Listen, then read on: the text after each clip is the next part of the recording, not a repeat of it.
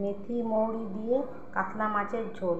এর জন্য আমার লাগছে কাতলা মাছ নুন হলুদ মাখিয়ে রেখেছি, আর লাগছে আদা জিরে গোলমরিচ আর লঙ্কা বাটা, মেথি মৌরি, আর লাগছে সর্ষের তেল নুন হলুদ কাঁচা লঙ্কা আলু কচু তেজপাতা আর রসুন থেতো দিয়েছি। তেল গরম হয়ে গেছে, এবার এক এক করে মাছ ভেজে নেব।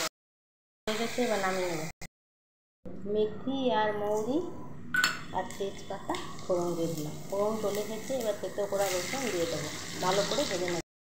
ঠিক আছে, এবার একে একে আলু আর কচু ভালো করে ভেজে নেব। আলু ভাজা হয়ে গেছে, এবারে নুন হলুদ কাঁচা লঙ্কা মশলা বাটা দিয়ে দিলাম, ভালো করে হয়ে গেছে। এবার জল দিয়ে ভালো করে ঝোল ফুটিয়ে নেব। মাছ দিয়ে দেব, ঢাকা দিয়ে 10 মিনিট ফুটিয়ে নেব। মেথি মৌরি দিয়ে মাছের ঝোল এবার নামিয়ে নেব।